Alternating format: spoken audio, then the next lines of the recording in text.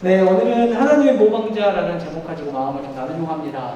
여러분, 인간은 눈을 뜨자마자 모방하며 살아갔죠. 우리 아이들이 엄마의 그 입모양을 보면서 따라하면서 언어를 익히잖아요. 저희 조카가 이제 막 나이를 데리고 왔는데 이렇게 말 막 하고 있어 입술 막 쳐다보면서 그 입을 막 따라하려고 막 하는 걸 보여요. 얼마나 그게 예쁜지 모릅니다. 눈을 뜨는 순간 모방하면서 그것을 토대로 성장해 갑니다. 지식을 습득하고 통찰하는 데에 따라하는 것만큼 좋은 방법은 없는 것 같습니다. 여러분, 하늘 아래 완전한 것은 없죠.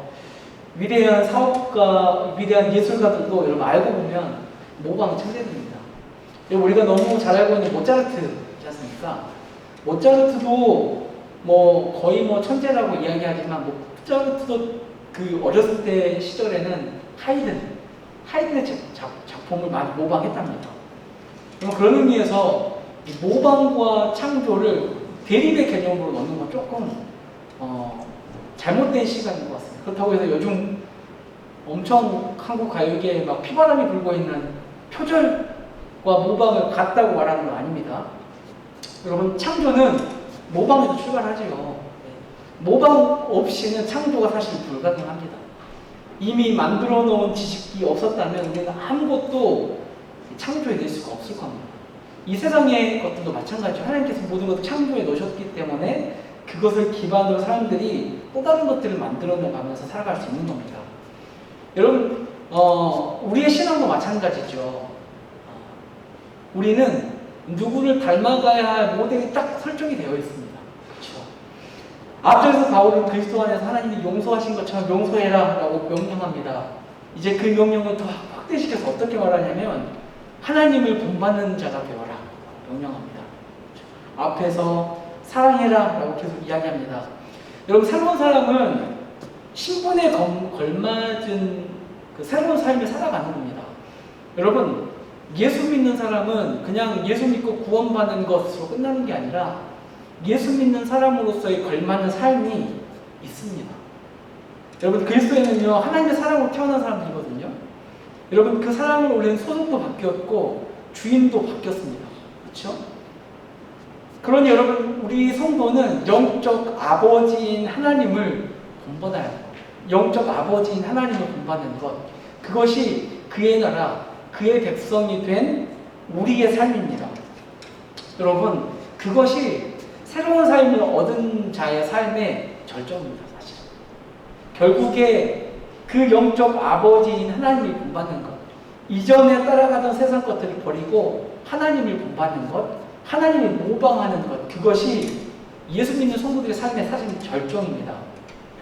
하나님께서 자신을 따라가야 할 가장 좋은 표본으로 예수 그리스도를 우리에게 보여주셨죠. 하나님께서 사랑하는 우리를 자신의 자녀의 신분으로 삼기 위해서 값없이 예수 그리스도를 우리에게 주셨습니다. 그렇죠? 그분을 향기로운 제물과 희생 제물이 되게 하셨다고 2절에 이야기합니다. 그렇죠? 사랑 가운데 행해라 라고 하면서 그의 사랑을 예수 그리스도로 증명해 내셨습니다. 그렇죠?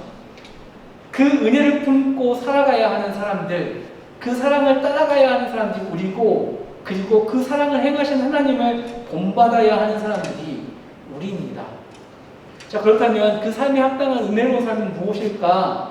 바울은 앞에서 하나님의 자녀로서 예수 그리스도가 다른 사람을 위해서 자신을 내어줬던 것 같이 그렇게 사랑해라 라고 이야기하면서 오늘 본문에서부터는 어떤 것을 이야기하냐면 그것과 반대되는 삶을 철저하게 금하라고 명합니다. 예수 그리스도의 사랑과 전혀 상관없는 자신을 내어주면서 다른 사람을 살렸던 예수 그리스도의 사랑과는 정반대, 오직 내 것만을 탐하는 그 삶을 금하기 시작합니다. 바울이 이야기하죠. 음행과 더러운 것이나 탐욕은 그 이름조차 부르지 말라고 경고합니다. 여러분, 단순히 음행을 하는 것, 더러운 짓을 하는 것, 탐욕을 하는 것 뿐만 아니라 그것을 입 밖에 꺼내는 것조차 금지합니다. 말조차 하지 못하게 합니다. 여러분, 3절 바울이 경계하는 것이 음행, 더러우고 탐욕이지 않습니까? 그런데 이 세 가지가 사실은 연결되어 있습니다. 다른 말인 것 같지만 이게 연결되어 있는 것이죠. 여러분, 이 음행이라는 말은 요즘 요즘 말로 바꿔서 말하면 어떤 말이 어원이 됐냐면 포르노그라피의 어원이 음행이라는 뜻이에요. 말이에요. 더러운 것은 무슨 뜻입니까? 이 죽은 사람의 시체에 비유할 때 썼던 말이 더러운 것이거든요. 근데 이게 입에 여러분 썩은 내가 날 정도로 여러분 입에 성적인 더러움이나 부도덕한 말을 달고 다닐 때 이 더러운 것이라는 말을 썼단 말이에요. 탐욕이 뭐냐면, 여러분 탐욕은 뭐냐면 내가 가지고 있음에도 불구하고 남의 떡이 커 보여서 그것을 탐하는 겁니다. 근데 여러분 에베소 성도들이 남이 가지고 있는 그 떡이 좋아 보였다니까. 좋아 보이는 그 떡이 뭐였냐면 예수를 여전히 모르고 있는 사람들의 성적인 음란함, 그것이 에베소 성도들에게는 더 커 보이는 떡과 같은 거였어요. 그러니까 에베소 성도들의 마음 가운데 그 떡을 갖고 싶은 탐욕의 욕망이 있는 거예요. 그래서 여러분 음행, 부도덕한 것, 더러운 것, 그 탐욕은 이 음란한 것이 서로 연결되어 있어서 바울이 그것을 하지 말라고 합니다. 사전에서 똑같은 말을 하죠. 누추한 말, 어리석은 말, 희롱의 말을 하지 말라고 합니다. 이것도 여러분 음란과 연결되어 있습니다. 누추한 말이 뭐냐면 그러니까 더러운 말, 추잡한 말로 세번역 성경과 현대인의 성경이 번역하고 있어요. 추잡하고 더러운 말 하지 말아라. 어리석은 말은 이 지능이 낮은 사람들이 하는 말. 바보같이. 희롱의 말이 뭡니까? 상스러운 말이잖아요. 그냥 깎아내리거나 성적인 농담들을 하지 말라고 이야기해요. 여러분 이 말에 대해서 바울이 이토록 민감한 이유가 있어요. 아까 탐욕을 설명하면서 이야기했던 것처럼 에베소 교회 성도들도 예수를 알기 전에 그들은 아뎀이라는 여신을 섬기던 사람들이었잖아요. 근데 여신을 섬길 때 굉장히 음란한 제사를 드린단 말이에요. 그렇죠? 근데 이제 그 사람들이 예수를 만나서 그 음란한 제사를 드리지 않아요. 그 음란한 제사에서 돌아섰어요. 그런데 여전히 그들 가운데 익숙하게 남아있는 것도 있단 말이에요. 그렇죠? 그들이 제사를 드리진 않지만 여전히 음란을 향한 마음이 여전히 남아있을 거고, 그 음란한 마음을 통해서 여전히 남아있는 것이 바로 말입니다. 여러분 말은 그냥 나오지 않아요. 그러니까 이 사람의 마음에 뿌리를 두고 말이 생성되거든요. 그러니까 음란한 말을 하는 사람들은 음란한 마음이 마음속에 있는 겁니다. 그렇죠? 지금 이스라엘 백성입니다. 에베소 교회 성도들 가운데에 그 음란한 말이 여전히 남아있는 거예요. 서로 우스갯소리로 그 음란한 말을 오고 가는 거예요. 그러니까 바울이 보기에는 어떤 겁니까? 에베소 교회 성도들 가운데 여전히 이 아뎀의 여친을 섬기던 그 음란한 그 마음들이 여전히 남아있는 거죠. 그래서 그것에 대한 말이라도 하지 말라고 하는 거예요. 우상숭배의 잔재로 남아있는 그것들을 말로도 하지 말라고 이야기합니다. 여러분 우리도 그렇죠. 너무 익숙하게 써오던 말들이기 때문에 전혀 인식하지 못할 경우가 있어요. 여러분 말 하나 떨쳐버린다는 것이 굉장히 어렵거든요. 여러분 제가 말을 할 때 은혜라고 하죠. 은혜라고 하고 예수님이라고 안 하고 예수님이라고 하잖아요. 이게 전에도 제가 한번 이야기한 것 같은데 프론티어즈라는 팀에서 목사님이 저를 그렇게 구박했어요.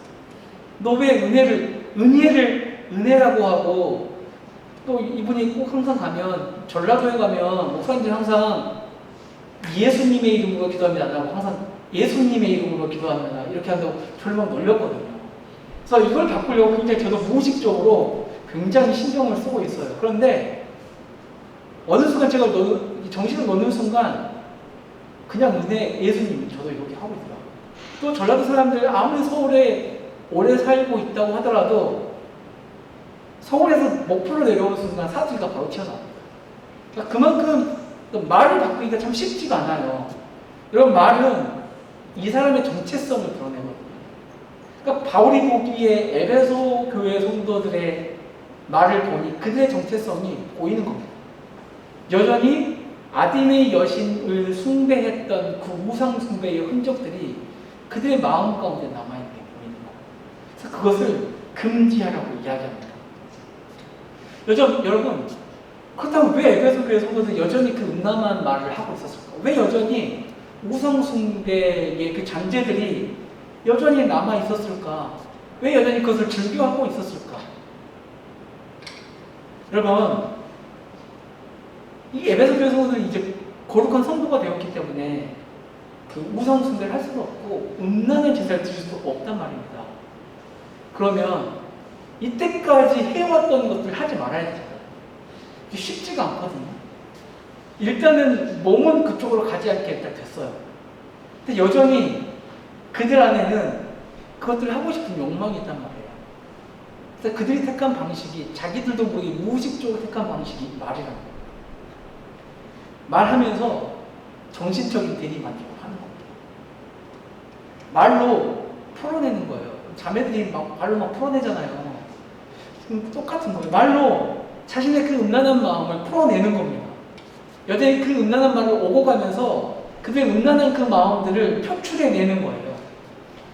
여러분 요즘 그 유튜브를 보면 이제 이 유튜브가 지상파가 아니기 때문에 말들이 굉장히 필터링 없이 나가더라고요. 그렇죠?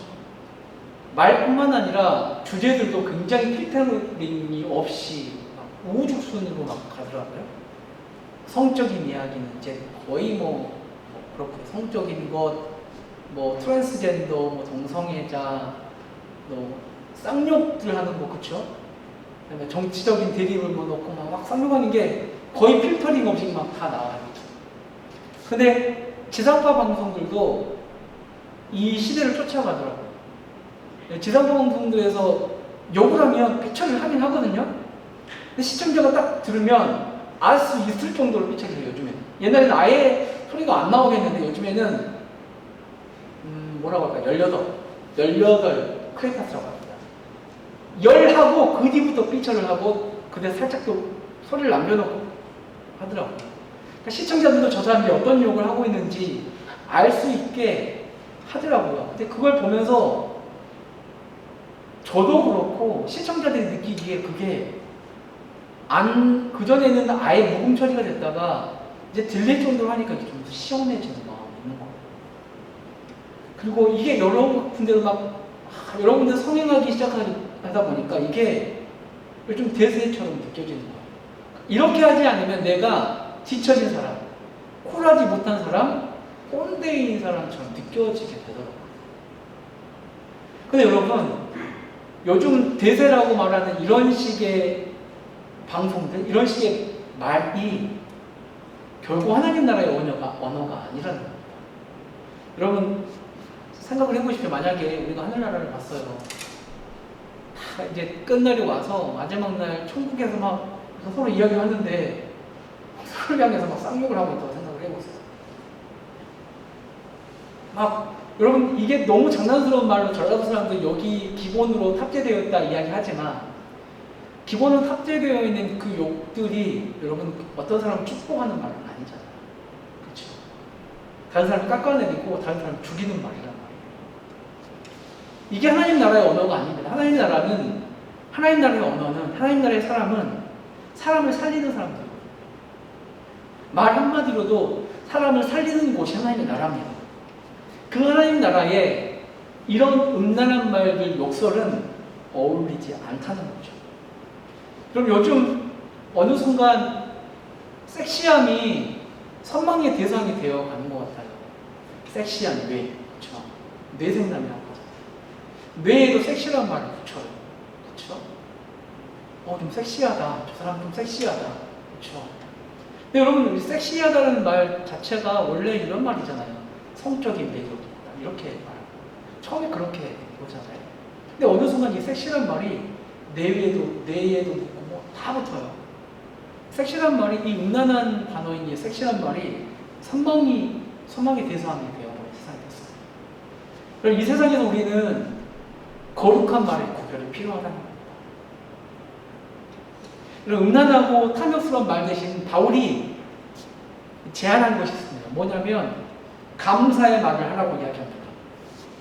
4절에 보면 누추함과 어리석은 말이나 희롱의 말이 마땅치 아니하니 오히려 감사하는 말을 하라고 이야기합니다.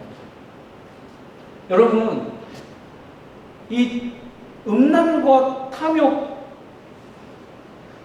그거의 반대말로 감사가 맞나요? 여러분, 지금 바울이 제시한 단어가 야, 음란한 말 하지 마, 탐욕, 막 거짓 하지 마 라고 하면서 그 대신에 감사의 말을 해라라고 이야기해요. 뭔가 좀 느낌 좀 덜 하지 않아요?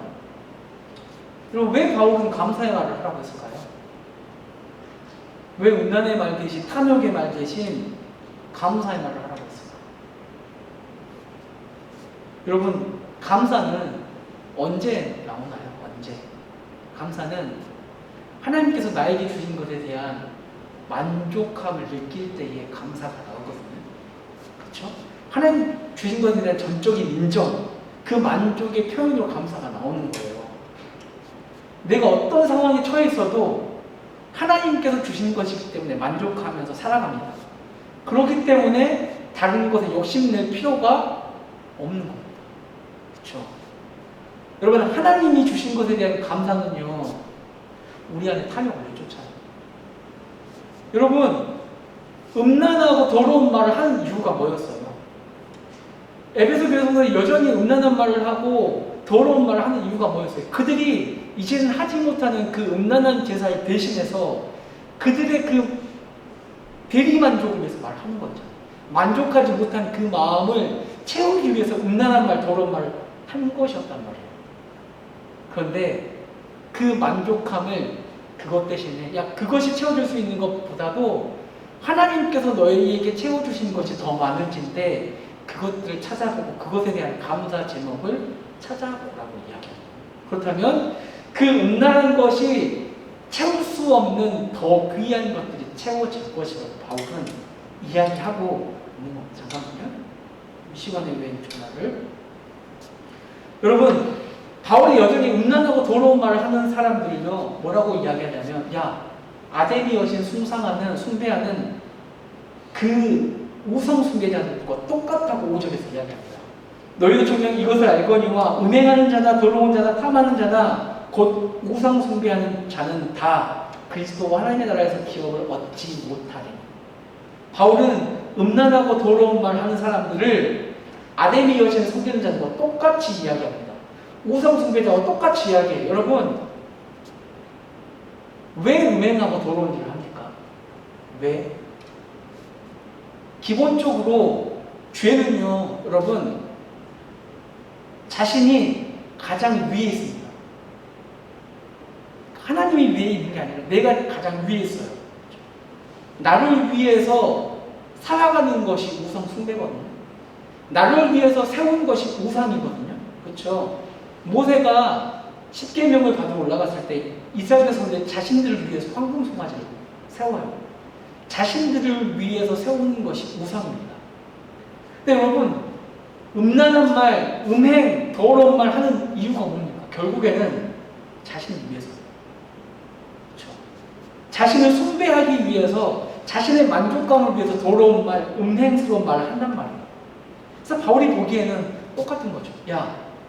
너희가 아데미 여신에게 절하지 않지만 여전히 우상 숭배하는 그들과 똑같이 너희는 너희 만족을 위해서 음행과 더러운 말을 한다. 고로 너희는 우상 숭배하는 자들과 똑같다. 자신을 숭배하면서 음란을 탐하는 겁니다. 여러분, 내가 어떤 말을 하고 있는가, 내가 무엇에 욕심을 내고 있는가, 그것은 내가 무엇을 숭배하고 있는가를 잘 드러냅니다. 특별히 여러분들이 말할 때요, 여러분 말 속에 등장하는 말들이 뭔지 좀 살펴볼 필요가 있어요. 그것이 여러분들을 지배하는 우상입니다. 말 중에 돈 이야기, 건강 이야기, 음란한 이야기, 취업 이야기, 투자 이야기, 주 이야기가 그거라면 여러분 그것이 여러분들을 위해 여러분들이 숭배하고 있는 것들이 있어요. 아주 농후합니다. 그래서 여러분 말을 점검하면 우리가 무엇을 숭배하고 있는지 알 수 있습니다. 그래서 오늘 본문에서 뭐라고 이야기하냐면 우상 숭배하는 자들은 하나님의 나라를 기업으로 얻지 못한다고 엄중하게 경고합니다. 경고하고 있어요. 그리고 음란한 말과 더러운 말들은요, 더러운 마음들은 우리의 마음에서 하나님의 나라를 빼앗습니다.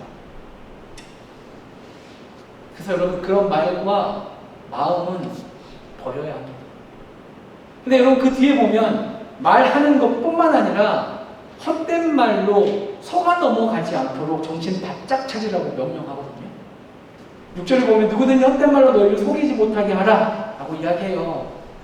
여러분 헛된 말을 속아 넘어가는 경우가 어떤 경우냐면 이런 경우입니다. 나는 음란한 말 하지 않아요. 더러운 말 하지 않아요. 음행을 행하지 않아요. 그런데 다른 사람이 하는 음란한 말에 나도 모르게 배시지 웃고 넘어가 버리는 거. 내가 그걸 행하지는 않지만 유튜브에서 그런 자극적인 영상들을 보면서 웃고 있는 나. 그 음란한 말에 속아 넘어가는 겁니다. 내가 행하지는 않지만 여전히 그렇게 함으로써 그 음란한 더러운 것들이 내 마음 가운데 자리 잡게 되는 겁니다. 내가 하는 것 아니기 때문에 괜찮아. 그렇죠? 하지만 간접적인 것에도 호응하지 말라고 바울은 당부하고 있는 겁니다. 여러분 직접 흡연보다 간접 흡연이 더 몸에 안 좋잖아요. 여러분 삶의 영역은 달라도요, 세상의 음란한 말과 탐욕의 말에 호응하는 순간 우리는 세상과 함께하는 자가 되는 겁니다. 그래서 여러분 7절에 이렇게 이야기하죠. 그러므로 그들과 함께하는 자가 되지 말라. 여러분 교회를 부지런히 드나드는 것이 구원을 보장하는 게 아닙니다. 여러분 교리를 잘 알고 있는 것이 심판을 피하는 안전판이 되는 것도 아닙니다. 여러분 5절에서 그렇잖아요. 야 너희가 아데미 여신 숭배하고 있지 않지만 너희들이 하고 있는 그 말과 행동이 아데미 여신을 숭배하는 것과 똑같다. 하나님이 너희에게 기업을 주시지 않을 거라고 이야기합니다. 여러분 그리스도를 믿는 것은 그를 본받는 겁니다. 예수 그리스도가 하셨던 그 사랑의 언어, 사랑의 행동을 따라하는 겁니다. 그 삶을 살아가는 겁니다. 여러분 하나님께서 주신 사랑이 거룩한 열매를 맺을 수 있도록 믿음으로 응답해야 할 때입니다. 여러분 믿음이 뭡니까? 믿음은 예수님께서 나 구원하셨으니까 나 천국 갈 수 있어. 뭘 해도 천국 갈 수 있어. 이게 아니라 믿음은 여러분 죄를 대수롭게 여기지 않는 것이 아니라 죄를 따르는 무리로부터 과감하게 이탈하려는 모험이 있는 겁니다. 여러분 에베소 교회는 그게 좀 약했던 것 같아요. 떠나 있음에도 불구하고 여전히 그들과 연결고리를 만들어 놓고 있었어요. 우리도 마찬가지예요. 죄를 따르는 무리로부터 과감하게 이탈하려는 모험, 그게 우리에게 있어야 합니다. 여러분 죄에서 떠나는 모험을 감행할 때에 그때이야 비로소 우리는 하나님을 닮아가기 시작할 겁니다. 여러분 죄에서 떠나지 않으면 여전히 우리는 죄를 닮아갈 겁니다. 여러분 우리는 하나님의 자녀입니다. 자녀는 부모의 DNA를 물려받아서 부모를 닮을 수밖에 없어요. 우리의 신앙의 영역도 마찬가지입니다. 우리는 하나님의 자녀입니다. 그렇다면 그분의 DNA를 물려받아서 그분을 닮아가야 합니다. 한 주간 살아갈 때에 무심코 지나간 여러분들의 말과 행동을 살피십시오. 그 안에 내 안에 음란한 뿌리가 있는 것은 아닌지 부정하고 거짓의 뿌리가 있는 것은 아닌지 살피고 그것을 던져버리고 하나님을 따라가는, 하나님을 닮아가는 청년들 되기를 소망합니다. 기도하겠습니다.